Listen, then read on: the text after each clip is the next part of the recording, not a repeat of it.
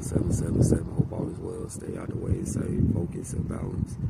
Make sure you like, share, and subscribe. I appreciate all the little support. The title of the video is going to be about how I found out I was the sun in the sky. That is the title of the video. So if you haven't opened the third eye, if you haven't had a spiritual awakening, if you are not conscious, then once I explain this information, then I know what I'm talking about. Hopefully you have all of those things taking place.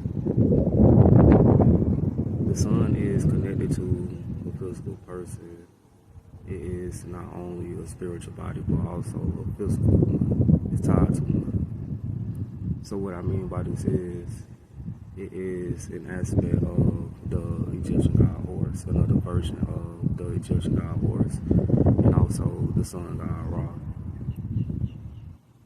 So what I mean by this is, whenever you begin to call your child your son, what you're really trying to call him is the sun in the sky, because it's not the S-U-N, it is the S-O-N. So just how you call your son that, it goes back to the Egyptian God Horus.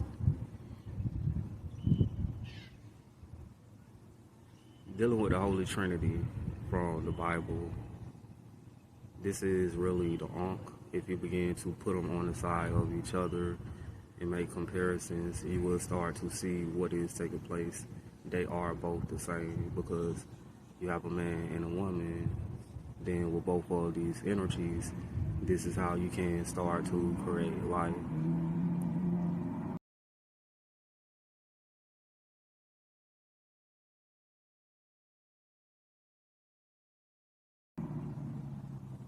If you begin to say horse, and then you have the horizon with the sun, you will start to see what is also taking place, because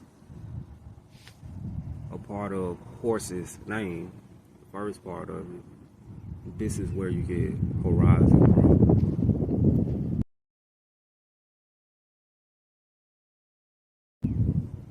Also dealing with the morning star, they like to say stuff like it's tied to Lucifer, which means a light bearer. But what is taking place is, whenever the morning time approaches and the sun comes up, this is tied to the Egyptian God Horus, because you have a child version of him rising from out of a lotus flower. It's opening up and he's sitting dead in the middle of it, and then it's becoming the morning time.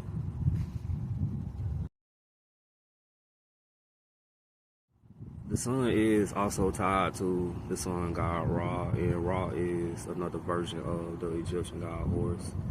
They have other versions to where they both fused together and became one. It was called Ra Harati.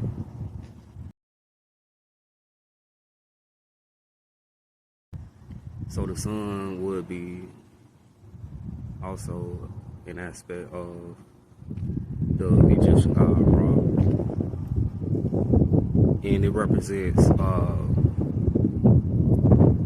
his energy, the rawness of the energy, and also the heat and its destructive nature. Whenever I was staying out of state in Georgia and I first got my car, I was riding around in it, and the sun just so happened to be out while I was riding around, and after a while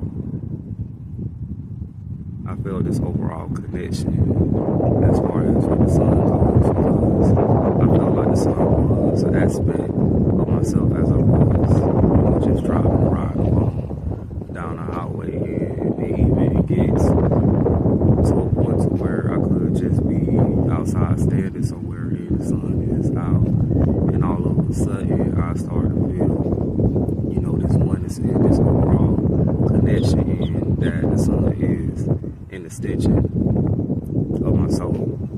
So if you begin to take the sun and its other names, it's also referred to as a solar disk. and then you will have your soul.